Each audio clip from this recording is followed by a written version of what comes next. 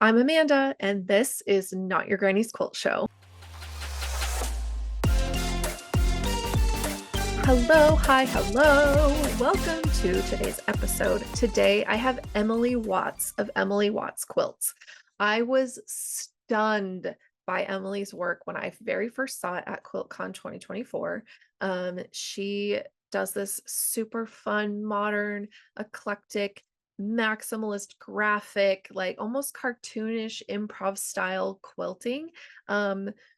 She makes food, plants. I mean, it's just so fun. And she uses this really thin, like 1/4 inch bias tape to outline some of the images, and it just makes it ultra graphic and like just so fun to look at. So if you haven't seen her work, head to her Instagram or her website. Her Instagram is at Emily Watts Quilts, and her Instagram is emilywattsquilts.com. You can go look at her work while you listen to this episode. Um, you'll find out she's a fan of the show. So thank you so much, Emily, for listening and for being on the show. And yeah, it's just so incredible to talk to her about her motivations and her inspiration and just the importance of having the skill of quilting or just having a hobby to help you get through some hard times. So I hope you enjoy this episode and let's get into it. Hi, Emily. How are you? Hi, I'm good. How are you doing today? I'm so good. I'm so excited that you're here today. Me too. I'm always happy to chat quilting. Yeah, it's like the best topic ever. Did I say that weird? I feel like the word quilting came out really weird. No, called it quilting. quilting or quilding. Happy to chat quilting today. Yeah, any day's a good day to chat about quilting. So this Yes. is this is good. But I am so excited. I experienced seeing your work in person at QuiltCon this year, and I literally was like had my eyeballs so close to it because I was just staring at all the teeny tiny skinny little lines you had outlining all the leaves, and I was like, "Oh my God, I cannot handle how tiny that line is and just like how precise and perfect it looked." And anyway, so I was very stunned, and so I'm feeling like a fangirl right now. Thank you.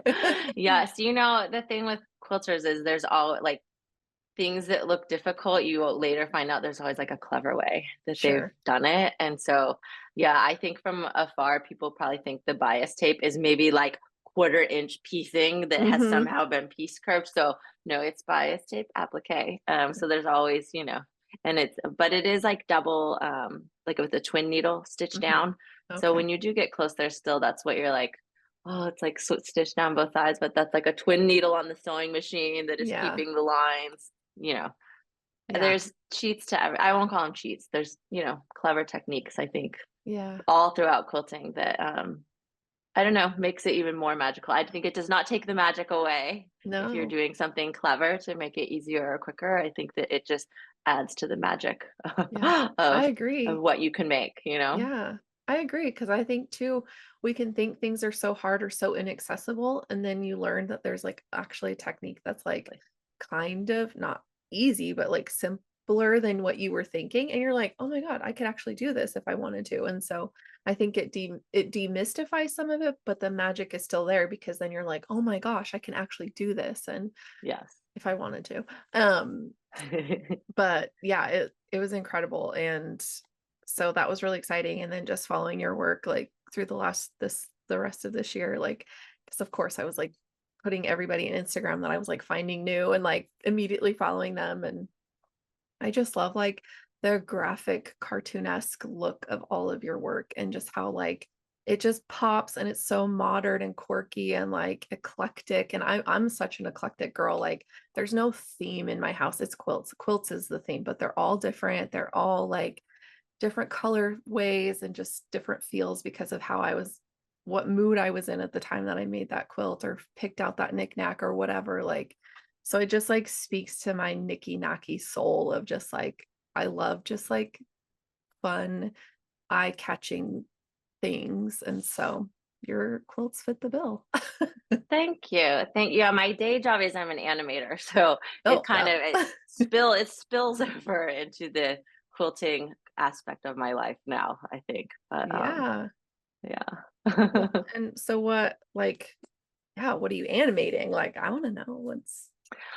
So recently I did some work with Nickelodeon, doing some Dora the Explorer little puppets. The stuff that I do is not like on their core shows. It's more like promos, Mm. interstitials between like taking their characters that they're, that their own like staff animators do not have the Yeah, time to do, like the more advertising type things. sure. But they still need a lot of that too. So with Yeah. SpongeBob and with Dora and with Big Nate, I've been doing some stuff. And then I have like my own little shows that I'm working on now. I'm gonna try to put some on probably like YouTube or TikTok or something that would be like Ah, my own originals. how Stay fun. tuned. I'll have Yeah. more. That's just an idea brewing. I haven't started that yet, but Yeah. That would yeah. be so fun. How cool. And what a Yeah. fun, like, you just are immersed in art and design all the time. So It that's is so it fun. is nice. It is nice. Yeah. So, and is that like, were you quilting before you became an animator, or was that something that came later? No, so I kind of stumbled on quilting somewhat randomly, I guess. My kids were in preschool at a church near here, and that happened to be the church where the Santa Monica Quilt Guild meets monthly, or I think at the time they might have been meeting every other week there because they would have board meetings every other week.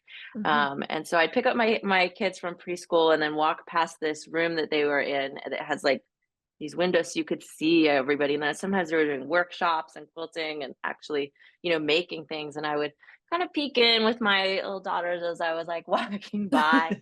And then, but I never stopped. I didn't even own a sewing machine at that point. Mm. I had never, actually, we did have home ec in my high school, oddly. I think I'm like the last generation of person ever to have home ec taught in school, but we did, Yeah. but I retained none of it and had no sewing machine. So it didn't even seem like, something applicable to me, but I thought it seemed cool. It was like, oh, look at those, I call them aunties, right? Hmm. In Chinese families, look at the aunties sewing. I don't know if you know that phrase. It's like just anyone kind of your mom's age, but not Mm. really. Just someone who seems a little older and wiser than you. Someone who could like impart information to you. Okay. Yeah. So yeah, a term of respect and endearment. So look at the Okay. aunties sewing. That's so cool. And my daughters were like, oh, okay, cool, let's go.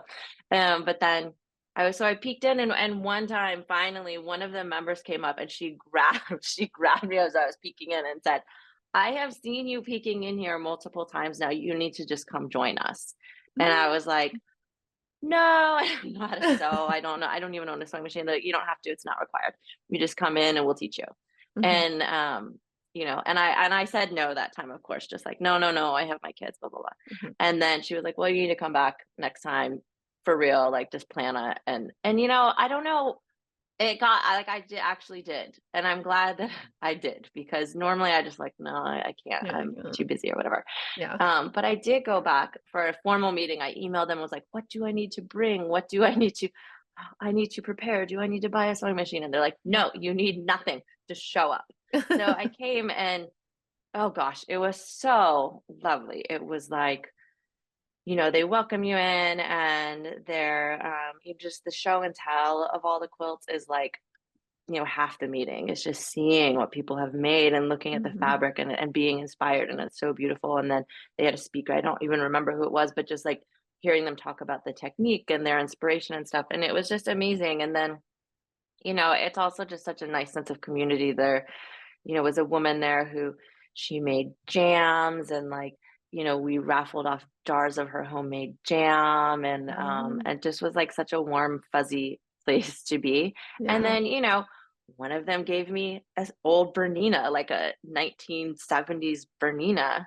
And someone gave me a bunch of fabric. Someone gave me a bunch of acrylic rulers. And like it just became, I don't know, their mission to like teach this girl how to quilt. And thank goodness they did because Yeah. it grew from there into I don't know, a hobby on steroids for sure. Yeah. Yeah. But That's incredible. I know. And it has taught me kind of the value, I guess, of quilting in public. Yeah. I mean, we don't, I think that many of us as quilters, we're pretty introverted, or Mhm. at least think of ourselves as very introverted, and it is admittedly hard to find time to sew, and so to take it out to the community is like a whole Yeah. nother thing. So I get it. We're Yeah. not gonna like go and do that, like quilt on the street corner or anything. But I Yeah. do think when you can find some kind of opportunity to join a group like that that's out in the community and spreading the art of quilting, or the love of quilting, or my daughter's teacher actually asked me to come join her in teaching. She's doing a this was not even I did not come up with this idea. She had actually been planning on teaching like on the Jews Bend quilters, Oh, and yeah. was like, can you come and maybe we'll make a quilt? And so getting out into the school, I think, and doing it. Or one of my friends was actually, she was sewing at the library recently because it was so hot here in LA and her air Mhm. conditioning was bad. Actually, a lot of apartments in LA don't even have air conditioning. Yeah. So she would go, and the library actually rents sewing machines for free. You can just go sew. Mhm. And she was like, the number of really cool conversations I got in with people as they walked by the room and peeked in, and me and one other lady were sewing in there. Yeah. Just like other artists, or just people who had never sewn before, and kids who were super interested in it, and they were totally fine with her. Like I didn't stop what I was working on. I chatted with them like Mhm. while I sewed, and Yeah. and I was like, gosh, that has like that nice like back in the day quilting bee feel, where you keep working, you keep Yeah. sewing, but you chit chat with people around you. And so, Yeah. I think that had the quilt guild not existed and them been out there in the world, if they were all just, at home quilting by Mhm. themselves, I wouldn't have discovered it. And then, Right. I did a little art market this past weekend, and a number of people just asked me, like, what if I wanted to start quilting? Where would you start? Is there a video I could do? What supplies is like the minimal? Yeah. And it was just being out there sitting in my little booth. It Mhm. still like got me talking to people about quilting. So, Yeah. if you can, where we Yeah. can, I think get out and do it in public, I think, or just share about it in public. I actually think Yeah. there's really, really great value to that. Yeah, I agree. And I talk about it all the time. Anywhere I go, people are like, "Oh, what are you out doing today?" Just like at the store or whatever, just like making chit chat with like the sales clerk or whatever.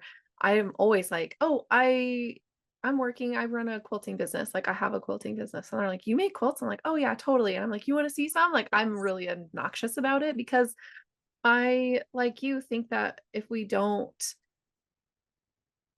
make it known that it's still a thing and that like I mean, we were just talking about this before we recorded, but, like, how this us younger, quote, unquote, "younger" I know people I put young in big quotes, but yeah, yes. quotes, like, our our influence in quilting is there, and, like, even still, like, people think, "Oh, quilting is a dying art." I'm like, "Oh, the hell it is." Like, have you seen any of this stuff on Instagram? Have you seen the giant conventions of quilters that just show up to these places, and there's tens of thousands of quilters, like, flocking to these cities to go be part of these, like, markets and conventions, and, like, you clearly have not. Like, I had no idea, right? Like, when I started Right. quilting in, 2017, I had no idea.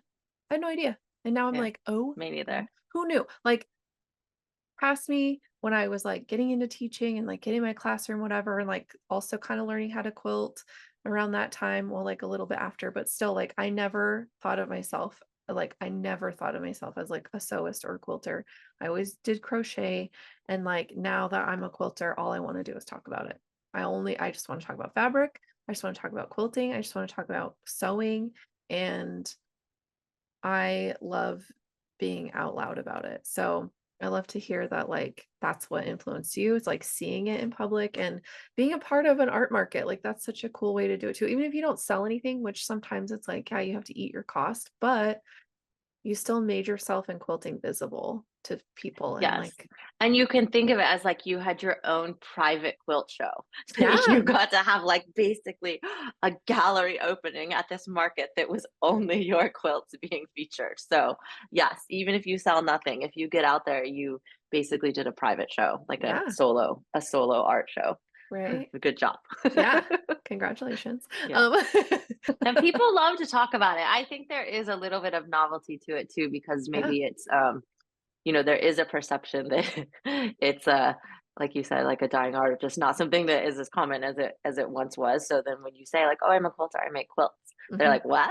How, people are interested in it. So it's not self-serving that you're all just like, "Let me tell you about quilts, Yeah. young." And it's Yeah. like, let me, like you even just mention it. I quilt. Like, what? What do you mean you quilt? What does that mean? You quilt. Mhm. What do you do to quilt? Yeah. And so, yeah, I mean, I think, to kind of elaborate on that about, it's not like self-serving or self-promoting, that you're just like, I'm obsessed with quilts, so let me talk about myself. I have recent like this is kind of top of mind for me. I have recently really started to kind of think more just about like the importance of craft or art or whatever it might be, hobby, let's call it hobby, but um hobby in your life, because I've had a few just really difficult, um you know deaths in the family, death of a friend, and then my mom recently took, her Alzheimer's took like a really bad turn. Mm. And I don't know, for anyone who's not really familiar with Alzheimer's, it's not always like this gentle forgetting disease where they just don't remember you. For I think a pretty significant percentage of people, it presents at times like schizophrenia, Mm. just delusions and paranoia and yelling and screaming and hitting and being angry, and it's not the person that it's not Yeah. that's not my mom. She's a sweet sweet little gentle lady, and so the things that she was saying and experiencing, it was downright scary and it was really upsetting. And it was like to the point where we had to kind of lock the doors from the inside so that she wouldn't run out and run away. And so we're kind of like trapped in the house and trying to just like keep her calm and figure out what treatment can we get, like what kind of medication can we do. Is it at home aid going to be enough, or is she going to need to move to a memory care? So how can we keep her safe? How can we calm her down? And it was like she didn't sleep, so it was like around the clock, and it was intense for a few weeks there, just trying to like round up the resources, figure out what to do. Yeah. And I do not know what I would have done if I couldn't put on these headphones Yeah. and just like and be there, because we needed to be there for her physically, Mhm. to make sure she was safe, to make sure she wasn't hurting herself or doing, or just to know that we were there and we were watching her. Yeah. And I just put on my headphones and I had loud music and I just sewed and I just kind of nodded as she said things to me. And it was not the nicest things. It was, Okay. and just zoned it out and sewed. And it was like, it was a life raft. It was an incredible gift. And I remember in that moment, just like kind of crying and sewing and just feeling like gratitude in my heart that I had learned 8 years ago how to quilt. Like I actively thought about that while I was doing it. I was like, thank you, like Yeah. former Emily, for Yeah. learning this skill. Because when I got to my parents' house, I think I went to Walmart and grabbed like, I don't know, a brother sewing machine off the Mhm. shelf. And then like there happened to be a quilting store across the street, lucky. Mm. And I got to get some like very nice fabric and that, and some thread, Mhm. but it's automatic. That was a quick 20-minute errand for me, because I knew what I needed as a Yeah. machine that would be good enough. I knew what I needed for thread. I knew what I needed. I needed a pair of scissors. I Yeah. wanted some bias tape and I wanted some, and it's quick because you don't have to like look anything up. I'm Yeah. not learning anything. I already know, it's muscle memory. I know exactly what supplies I need. So you Yeah. go and then you just start. And yeah, I just felt such gratitude. And I thought, gosh, if I didn't know how to do this, what would I be doing? I can't read when I'm in this. There's no way to like, you can't just like drink a glass of wine and have a bubble bath or something to relax yourself. Like it had to be something that I was doing and active and that was second nature to me, that I did not have to learn. And so it was such a life skill. So to me, it took on this like learning to swim. Like you Mhm. just need to learn to swim because it's a safety thing. It's important. It's a life skill. And one day you might fall in the water, and it's really, you gotta know how to swim in that moment. And that's how I felt. I felt like, oh gosh, I had learned how to quilt. And then I fell in the deep end and this was really stressful, but I knew how to quilt. Mhm. And I got my way, I made my way through it. And I think, since talking to people about that, a lot of people have said to me, when my husband died, like the grief would have just overwhelmed me. I don't know Yeah. how I would have made it through if I couldn't just shut my mind off and sew. Yeah. And so many people have said, yeah, it's, it was a lifesaver to me, just this practice of being able to do something that was methodical and Mhm. second nature. And, it's quilting. So it's like, it's soft fabrics and the fabric, Yeah. and it's squishy batting. And there is something just tactily very comforting about quilting. You end up with literally an object of comfort when you're Yeah. done. And so Yeah. I think it is, while I think any kind of craft would work or skill. It could be woodworking, it could be drawing, it could be Mhm. painting, it could be anything. Flower arranging, I don't know. I still think there's something uniquely perfect about quilting Mhm. as a comfort and meditation because it is just it's just the supplies are so comforting. And so the process is like this humming sound of the machine, and it's this repetitive motion that you can really it can become kind of a meditation Yeah. and a mind training as you're doing it. And then you end up with an object at the end that is Mhm. like an object of comfort, an object of meditation. Yeah. So yeah, I think it's uniquely suited um, for being a life skill that you may Yeah. really, really be grateful you have one Yeah. day. So it's taken on a new this way, talk about quilting in public and talking about it and telling it's taken on a new level of, you know, meaning to me, I Mhm. guess, in sharing it because I do feel like it Yeah. could really actually genuinely help someone. And for those of you, I'm sure many of the people who listen to this podcast are already quilters and quilt. So Yeah. I would say don't feel like, oh, I need some me time to quilt, or I'm gonna, this is selfish. I'm just like taking time to do this. It is not just a, you know, you're, taking time to do your hobby. Like truly, I think value it as important practice that you're putting into a skill that could become very Mhm. important to you in a difficult moment. And I Yeah. mean, even if you're lucky enough to never have a really I mean, who honestly, who's never gonna have, like, a moment that kinda brings them to their knees? But Mhm. let's say you Mhm.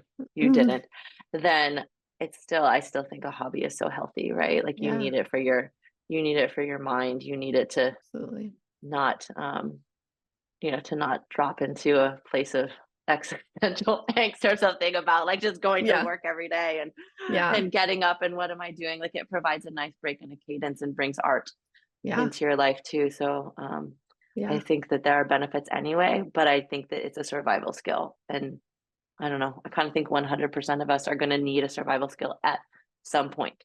Yeah. So cultivate it and protect the time that you put toward learning it and making it second nature for yourself. Mhm. Yeah, absolutely.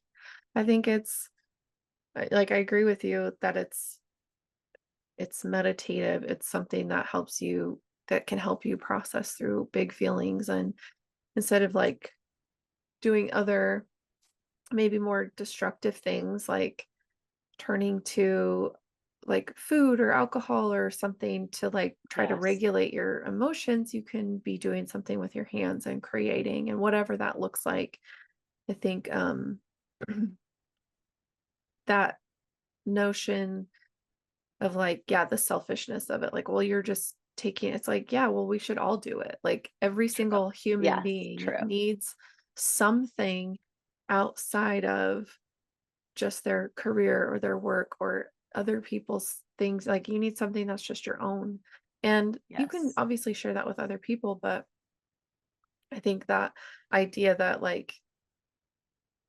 well, I need to always be on or like available to everybody else in my household. It's like absolutely not. And if you can't healthily set that boundary with your family that you need some time and that they should be taking time to do something similar, like then that's a whole different conversation. But so I'm with you there and I think yeah, that's it's awesome that you had quilting to turn to because I know Alzheimer's is so ugly and it just rears its head in weird ways and it's not like you can reason with a person that's in that state because their mind is not working correctly and there's Right. nothing that you're going to say or do predictably that's going to help them, unless it's like, that they're, something from their past or something that helps them click in back into reality for a moment and gets them lucid enough to like get them settled. It's like, but then one day that won't work anymore and you just are back to square one. And it's so hard. I'm so Yes. sorry that you're going Thank through you. that. I will say, we have arrived, at least in my mom's case, at a nice plateau now where she has some new medication and she's doing so much better Oh, than good. during those, like, that was kind of just like the peak of something bad, which was scary because in Alzheimer's they also tell you like today is the best it will ever be, that it Right. only gets worse. Yeah. But I think that there are aspects of it they can treat medically. Sure. And so like the paranoia and the delusions we have under control now. Oh, And good. that is the part. I mean, it's interesting because when she first was diagnosed with Alzheimer's, I thought at the time the worst thing I could ever imagine is that one day she wouldn't recognize us. She wouldn't know who we are. And then when she was going through that, I was like, oh my gosh, like what a gift it would be if all it was like she didn't remember who I was, but she was peacefully Right. like, just like, going about her day was like, oh, nice to meet you. And I would Mhm. happily just be like, nice to meet you too. I'm Emily, like that Yeah. is now totally okay with me. And Yeah. so, if that's where we are kind of arriving at, like that's okay. Like that's kind of gentle and Yeah. that's all right. And it's not that alone is not as devastating to me anymore now that we've been through something where she just seemed very tormented and it was, Mhm. that was like a different type of anguish. So Yeah. we are at a better place now. Good. Thank you to good medical treatment and good nurses. Nurses are Yeah. the best. Thank you, nurses. I And know I yes, love nurses. and yeah, and so, and oh gosh, one of the things that like we did do while we were just trying to like get her through it was she Mhm. also was a little bit, in these moments drawn toward the fabric, drawn toward, well, what are you doing? Like, Mhm. she was very skeptical. She's not in a good state of mind, but there was still something, even in her subconscious, that was drawing her to quilting and being like, what's Emily sewing? What's she doing over there? Mhm. What are you making? Oh, I see what you're doing. Because she used to sew when we were kids. I remember falling asleep to the sound of her sewing machine in the Mm. background. It's so soothing. Yeah. I used to worry at night when I sewed because my kid, I was like, "It's gonna keep my kids up," and then I remembered, no, I used to fall asleep to that sound. That's a nice white noise sound. So now I just Yeah. like run the Juki on full speed. You guys Yeah. will remember this someday. This will be soothing to you I will someday, ingrain kids. myself in your brain. Yes. Yeah. Oh, I But love yeah, that. no, but I think my mom like remembered that she used to know how to sew, Mhm. and there was something, there was Yeah. something there. So Something in there calling to anyway, her. Oh, yes, mom. I know. That's so hard. Ugh. I know. Well, I mean, yeah, making and quilting and just having a hobby in general is just, it's so helpful and it's so therapeutic and can really just help you get through those tough times. So hopefully, and maybe even for her, like it might be continue to be soothing to see you doing that, because if it does bring up those kind of memories for her, it could be something that just like helps calm her and Yeah, give her that little like yeah, like tingle in the back of her brain of like, that used to be something we did. And I don't know. exactly. I don't Yeah, know. Oh my yes. gosh. The dopamine of just bright colors, even if like Yeah. she sees an Instagram picture, I don't know. Yeah, exactly. Yeah, You're like, just look at this pretty stuff. It's fine. Everything's exactly. fine. Oh my gosh. Yes. Well, okay. So you did that art market. What'd you say, like last weekend? Yes, it was just last weekend. It was the first Okay. market I have ever done. Okay. Yeah. I It was was gonna fun ask because you. I don't know that like that quilting until like maybe very, very recently, or maybe at the start of this art market, it has been like a formal business for me. And it might not even really be like a business. I don't know where it goes exactly from here.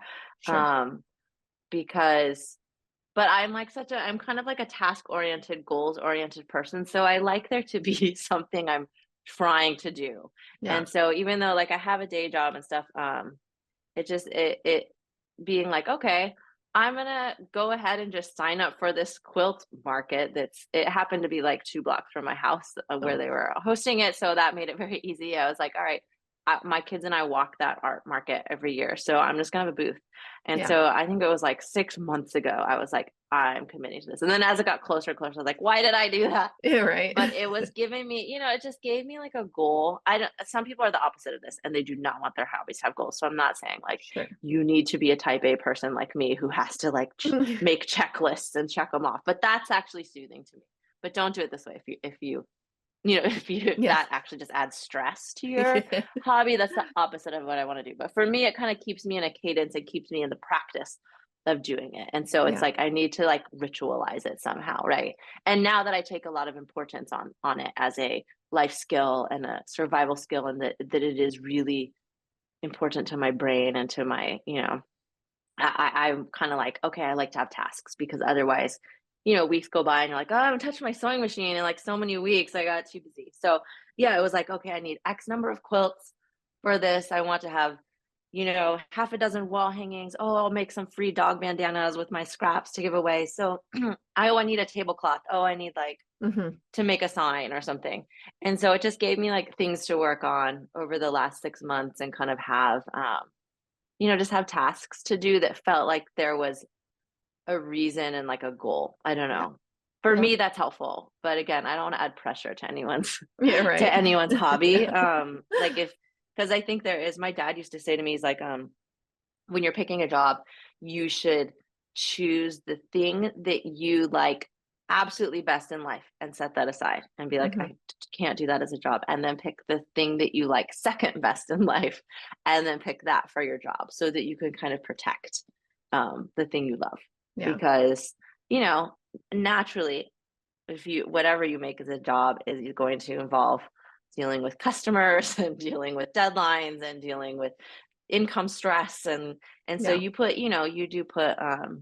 you add a lot onto it that makes it less holistically relaxing and Yeah. joyful at times. Yeah. Not to say that those who are lucky enough to have quilting as their job, I'm sure you find ways to remember, bring the joy. But Yeah. it's, you have you have a quilting business, like what I'm saying, right? Hmm. It Yeah, totally. it brings joy, but making it work also makes it work, right? Yeah. Yeah, absolutely. Yeah, Yeah. There's definitely like a boundary I have to draw, not cross, draw sometimes that I'm like, right. okay, I will not work on client stuff past a certain time so that I still keep time for, my own personal projects so that I'm not drowning in other people's stuff and I'm still able to work on my own things. And with the transition of the business over to my house and like moving everything and whatever, and just trying to get a workflow down that I can handle by myself. People are my friends and family are like, oh, we'll help you. And I'm like, no, I need to figure this out. Like, I love you guys so much. And I know you just want to help me and you want me to succeed, but like I have to figure out how to do this by myself because I wanted Yeah, this business and now I have to do it. Anyway, um, so it has been kind of tricky to find time, but yeah, like as I've kind of started getting settled more in and getting things moving more, I'm like, okay, we got to go back to that. Like evenings are for my personal time of sewing. Cause like there's days in running the business that like I don't even sew because I'm doing totally.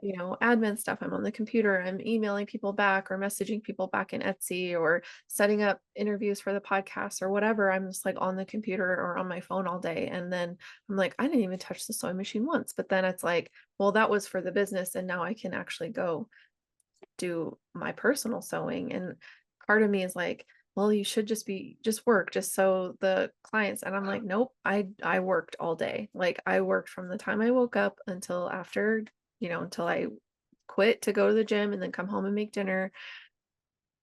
And like that's enough. It's like having to have those hard boundaries and have those real conversations with yourself. Like, is what you're doing going to kill your love of this craft, of this hobby? And so I think for some people, it's hard to say no. And it is for me too, but I have had to turn away quite a few things just because one, I'm not going to do that. And two, like, because it's just some people ask, and I'm like, I literally think you have no clue what you're asking. And so, but then just like, I need this by this date. And I'm like, you should have asked me 6 weeks ago. I'm so sorry, but I'm full until the end of the year.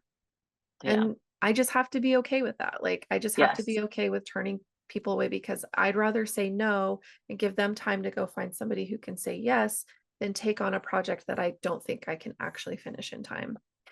Totally. And Yes. so, yeah, it's tricky. It's hard and it does get to me sometimes. And there are some days where I have time to sew in the evening and work on my own stuff, but I had too many issues with my work stuff, like the having to seam rip a million times, or the long arm was acting up and I had to just deal with tech stuff. Like, it makes me not want to do anything, so even Yes. in that, because I've dealt with so many issues. I mean, that's why I have multiple hobbies, right? So then that's when I pull out my Yes. yarn and I crochet something. But anyway, it's a balance for sure. And it's not for everybody to monetize their hobby. And I feel like it's the millennial urge to like monetize your hobby and like and be a boss babe and do all the things, but it's like,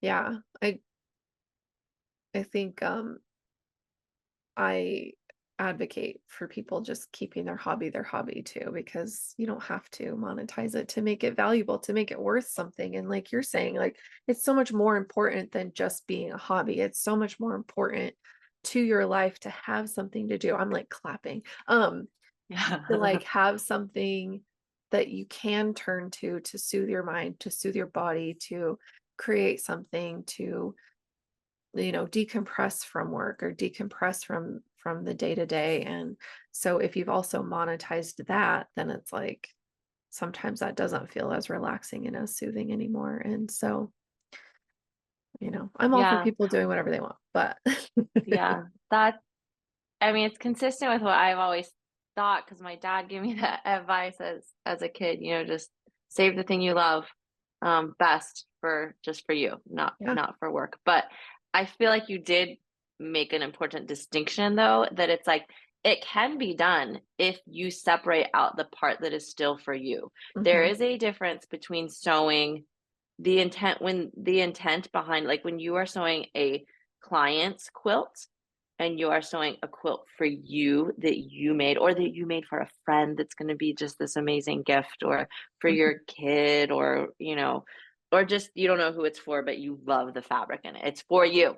Yeah. That's it. You're tech Yes, you are technically doing the same motion, but it is not the same practice to No. you. It is not that's a totally different thing. So that does kind of open my mind to it a little bit more, that Mm. the same way that at the end of the day, I can shut my computer and be like, work is done.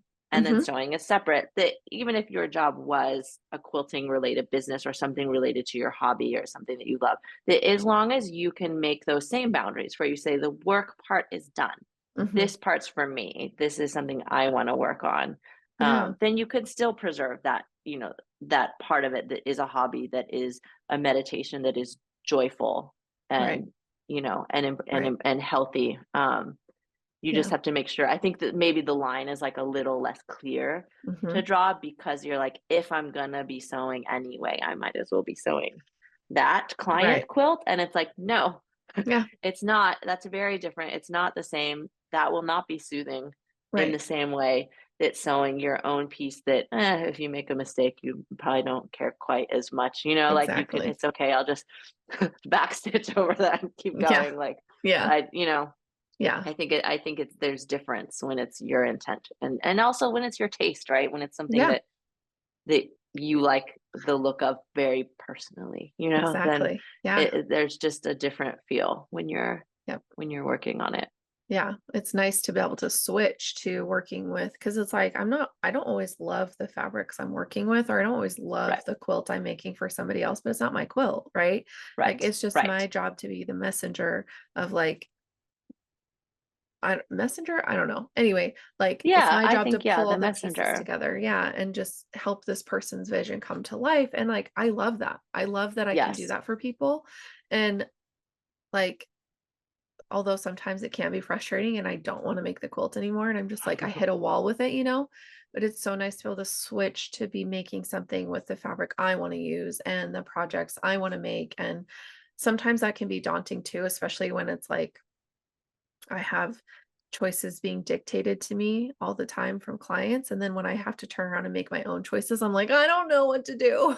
There's Yes. too many options.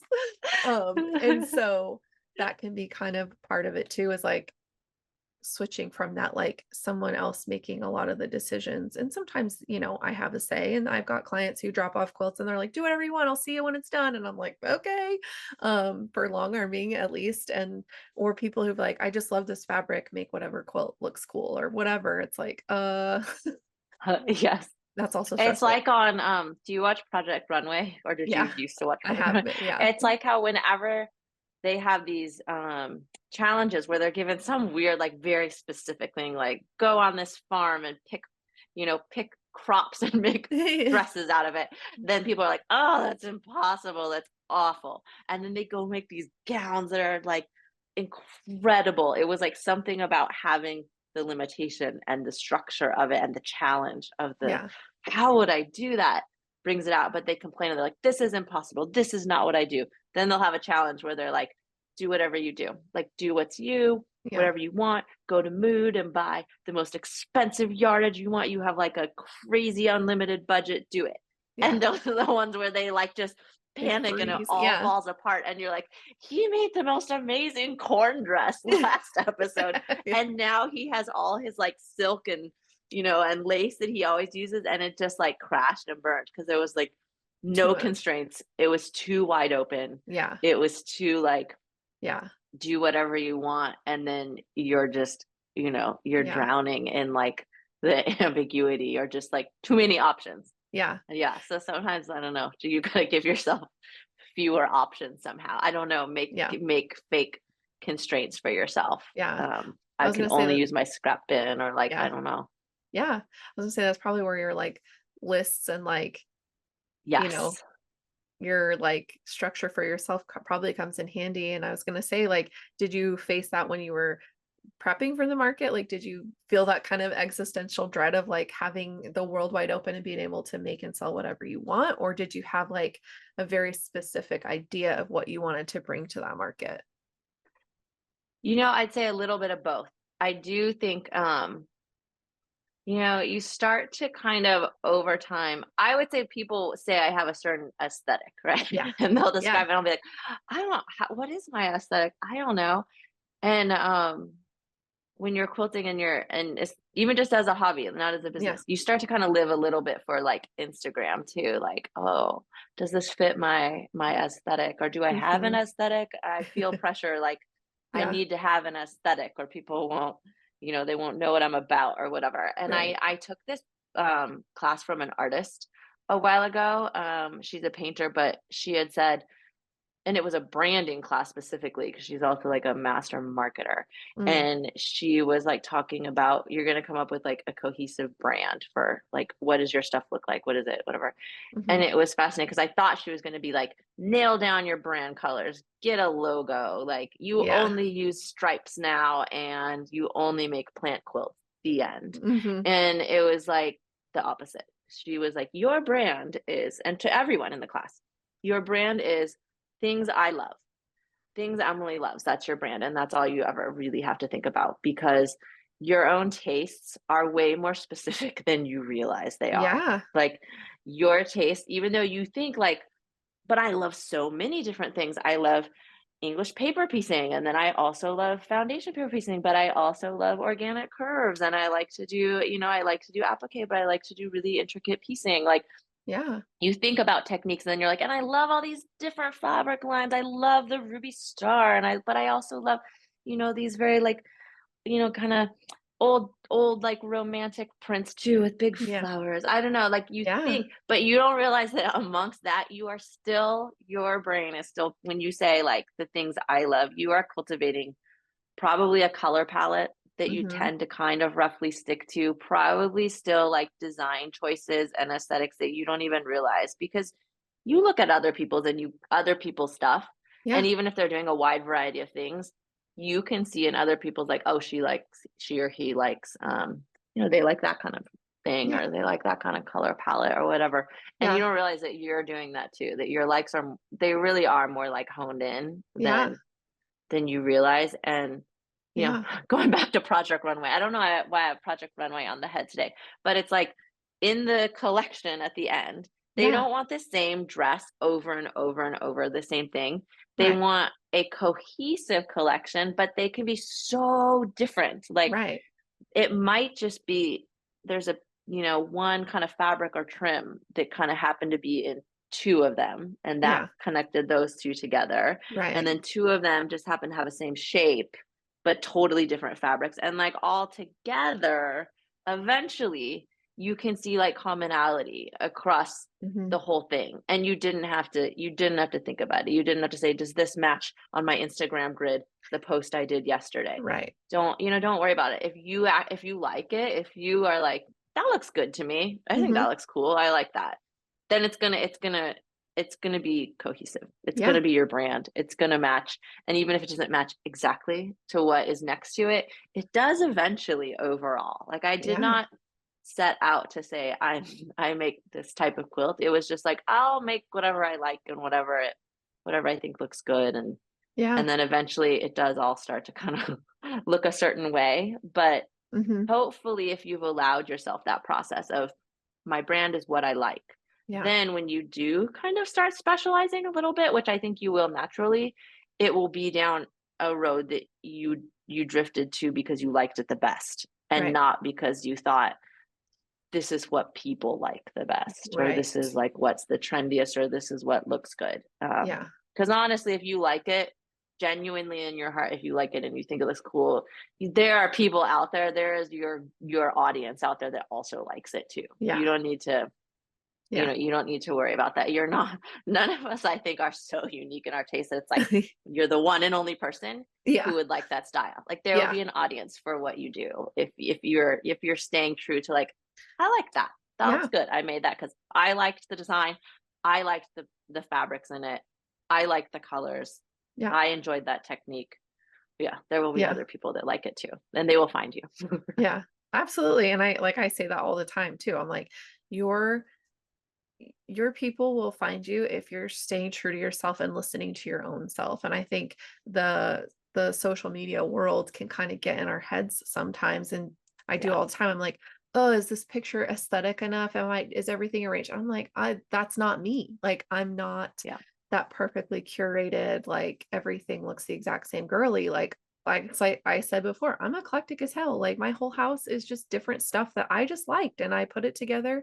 And like we we have an Airbnb in our downstairs, so, like, our master oh suite, cool. yeah, is rented out as, like, a room people can stay in, and, so the downstairs is obviously, like, nice, and we, like, redid the Yeah, flooring and, like, re got new appliances. We, like, did stuff, right, to it and made it yes, nice, and I just decorated with stuff I already had and, like, just kinda made it feel a little nicer, a little less cluttery than it was before, but, like, I get so many comments on, like, "Oh my gosh, I just love the way you've decorated," and I'm like, "Cool." They're like, "Are you like a design?" I'm like, "No, I just put stuff out that I like." I mean, I don't know. exactly. If you lean into what you love and what makes you feel happy when you're making it, that's all that matters. Yes, agreed. Yeah. And I think, like you said, sometimes you need just a messy shot or a work in progress or whatever. Because I do think that, I'm not saying like go curate now, like Yeah. everything becomes very like meta. Now I need to curate a photo of me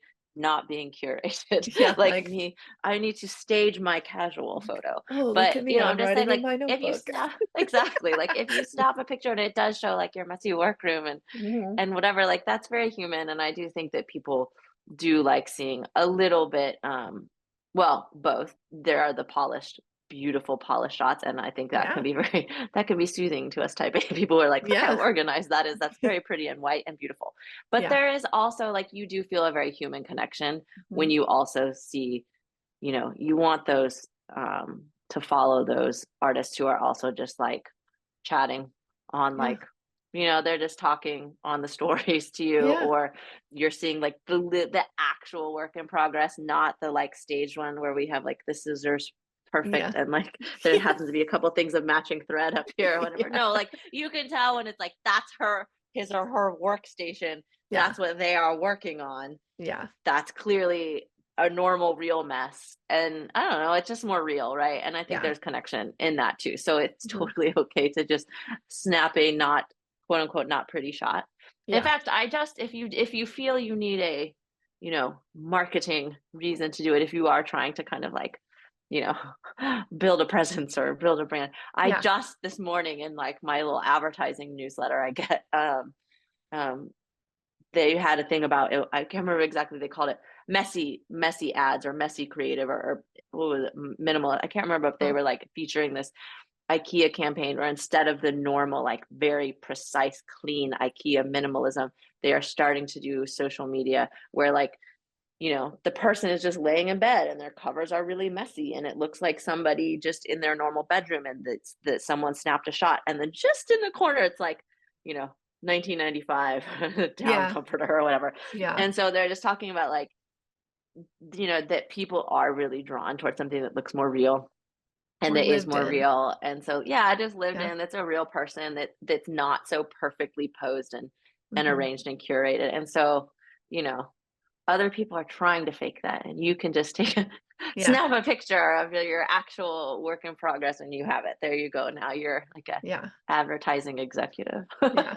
just by being honest about Where's like my bonus? what your work, yes, what Yeah. your work product actually looks like, or what you actually look like when you're working on stuff. So I Yeah. think, yeah, I think the moral of this discussion is like we really overthink everything, Yeah. right? And Yeah. it's okay to just make what you want to make, take a picture that you like and Yeah. post the picture if you want to share it with someone, or don't. Like also I think there's a lot of pressure of like I have to document everything about this process because I need to feed the social media engine and it has to be a reel because I need to have X or whatever. Right. Also, like don't like if that project you're working on, it's not good for your process to feel like you have to record it or document it or stop and take a picture of it, then just don't.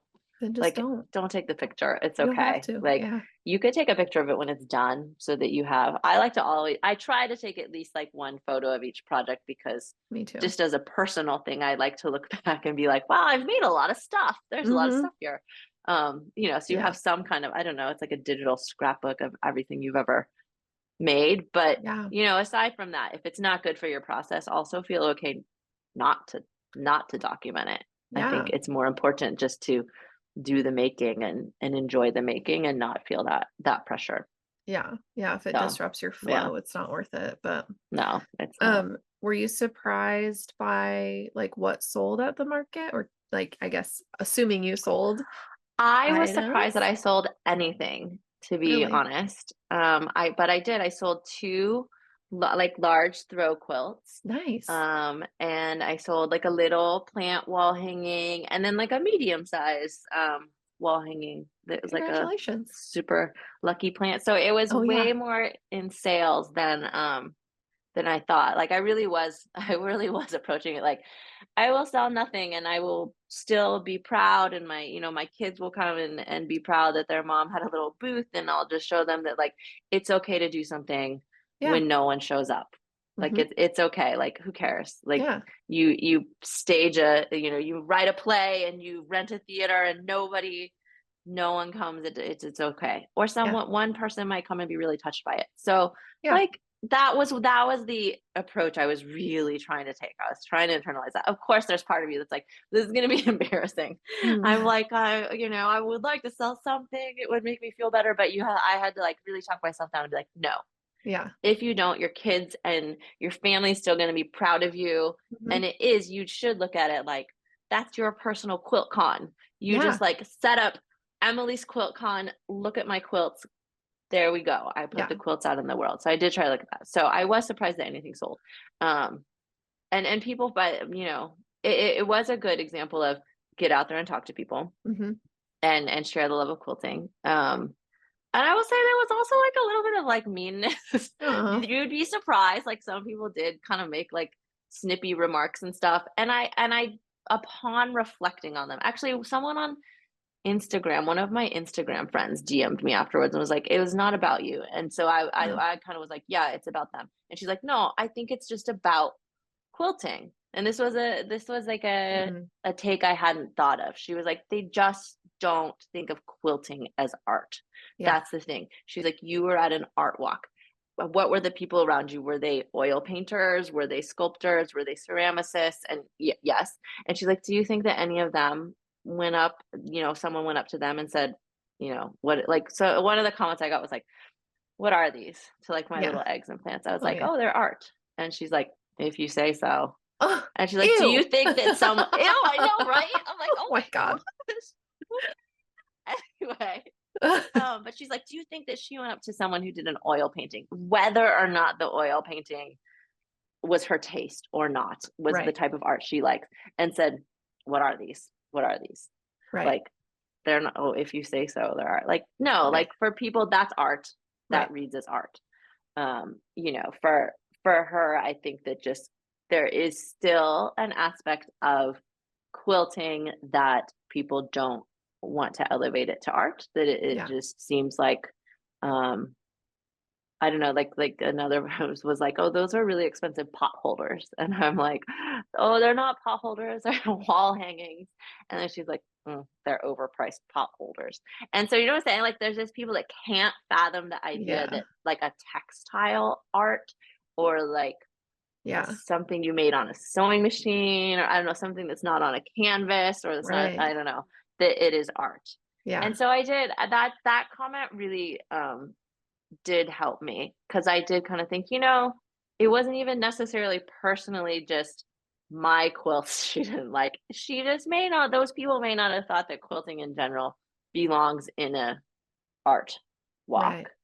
And all the more reason that I think it is, again, important to do quilting in public, or talk about quilting in public, or show your quilt as art in public, because Yeah. you want people to see it, and then, have the Yeah. opportunity to expand people's perceptions of Yeah. what can be considered art. Yeah. Like, do put it out there, because a part of it probably is like, the people who came and kind of made a snippy comment. Maybe they just haven't seen a lot of quilts. They haven't seen quilts out there as art. They don't. Yeah. It's not as common, and so, Yeah. you know, us introverted quilters, we gotta climb out of our sewing room sometimes and like show the beautiful things we have made, because Yeah. it's so, they're every quilt, they are so beautiful, and I don't Yeah. think everyone gets the opportunity to see them Yeah. um as an art form as frequently as maybe other types of art. Yeah. Well, and I think too, it's a deeper conversation of like what is viewed as valuable. And quilting has historically been like a woman's busy work. Yeah.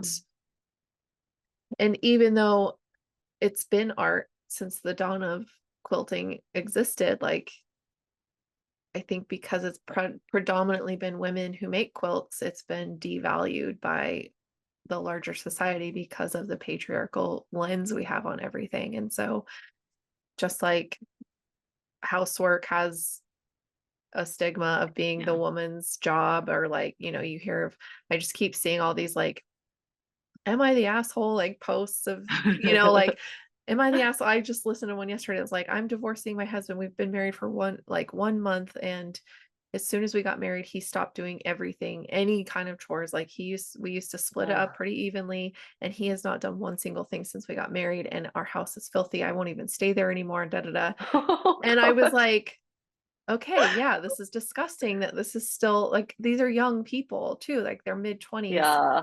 And it's like this still perpetual idea that like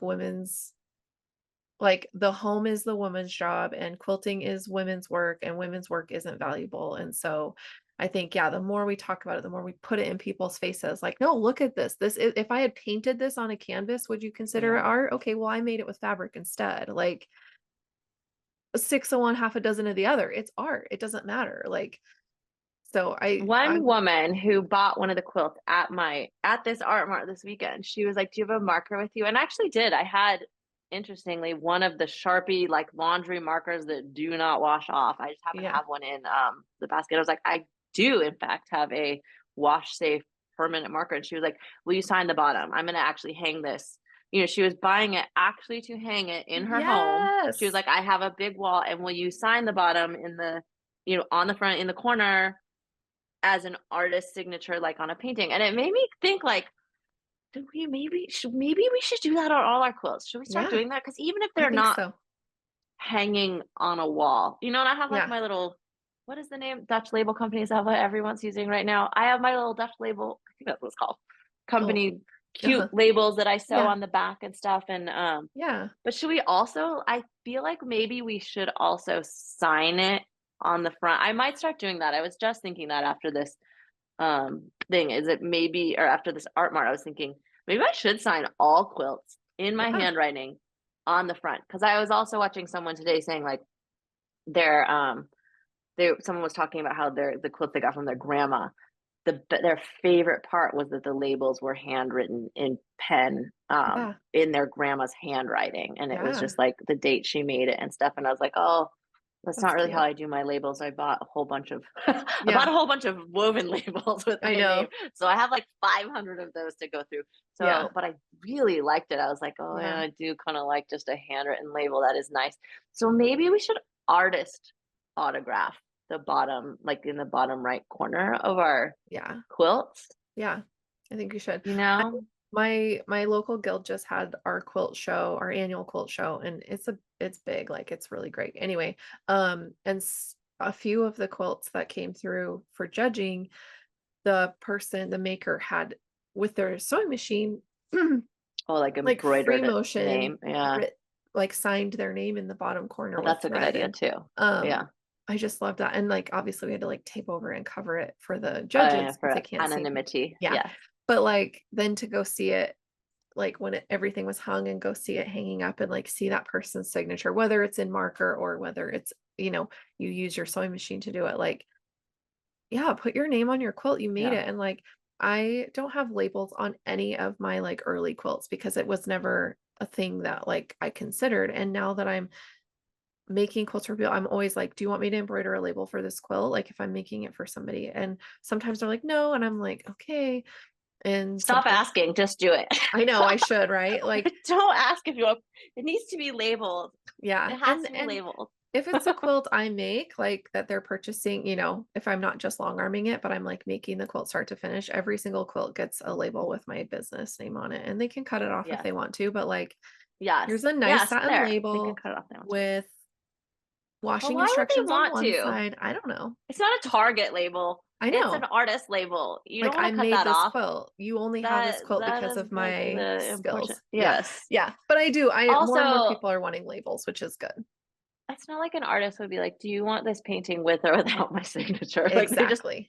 signatures on the bottom. No, That is exactly. a given. So I'm starting to lean Exactly. toward that. I'm starting like even quilts that are not like, meant to be hung on the wall or something. Right. I don't know. I kind of feel like I might start signing them. I think you should. I don't know. I'm I was advocating for thinking, it. is it gonna, it's funny because I'm like, is it gonna wash out though? Like, is this Sharpie laundry marker really actually permanent? Will eventually wash out? But then you think about when you accidentally mark your quilt like with a pen, you're like, that's never gonna wash out. Oh Yeah. my gosh, that's impossible to get out. But Yeah. then for some reason when I'm like thinking about doing it intentionally, I doubt that it Then will you panic. Yeah. stay.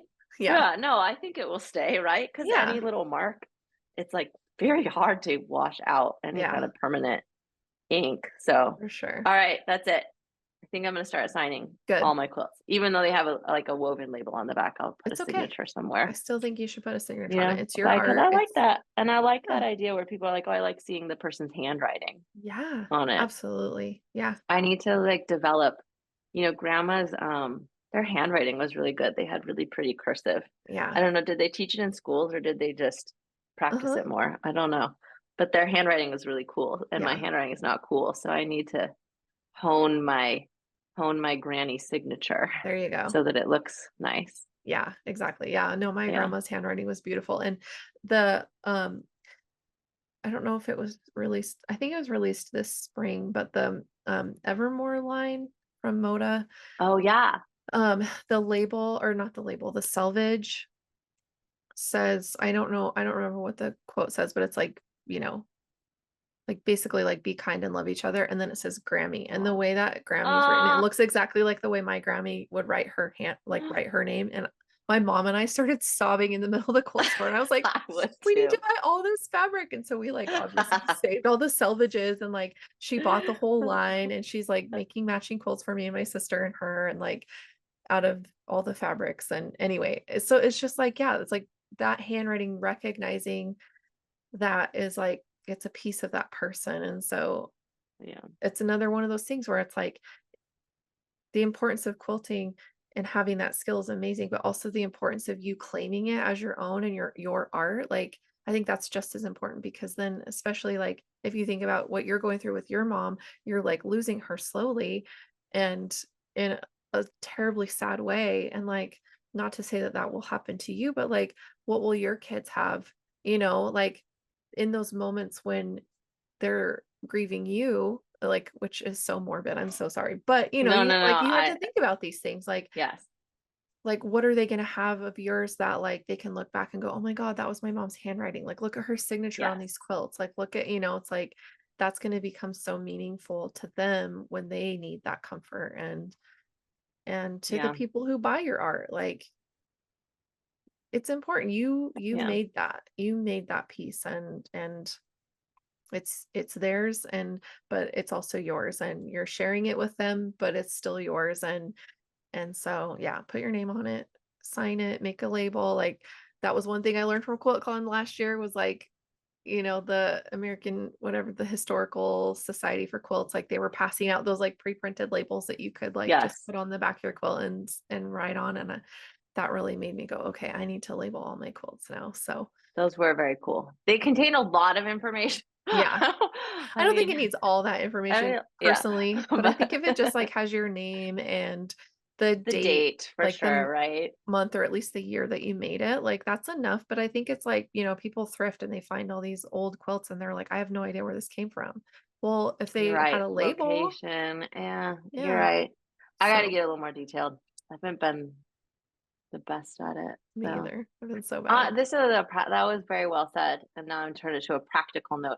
The person who like kind of embroidered or Yeah. I maybe free motion Hmm. hers because I like that idea too. Do you think that you do it bef- on the before you quilt it so that it doesn't show like the reverse signature on the back? You do the signature just when it's still just the topper and then The you one I saw quilt it. over the signature? Wait, No, how she would you do it? the one I saw, it was on like a smaller, like wall hanging size, art, kind of more art quilt, but it was in the bottom corner. And I think, if I remember right, it was through the back side. So like Yeah. she So it did would it be like reverse after. on the back, but you could use Yeah. like a coordinating thread color Hmm. on the back so that your reverse signature on the back doesn't really 'Cause it's show. so Maybe. yeah. And she used Yeah. a coordinating thread on the front side too, so it wasn't super, super visible until you got Oh, close, and then it was there. that's cool. Yeah, so it was Yeah, that still would there, look but it really was like cool. "What's that in the corner?" Because 'Cause it's got texture since it's thread on Mhm. top of the fabric. But it was like, yeah, it was a little more subtle. But if you didn't wanna be subtle, you wouldn't have to be. And No, even if it shows through I the kinda back, like it like, subtle. That's yeah, cool. Oh, I like it. yes, how much inspiration. Everyone's doing so I much know. cool stuff. Yeah, that's why I There's love just going like to quilt shows. endless me too. They're so There's just fun. endless things to learn, endless things to be inspired by, Mhm. little things like that, that you incorporate and I don't know, it's sparks joy. Yeah, it's so cool.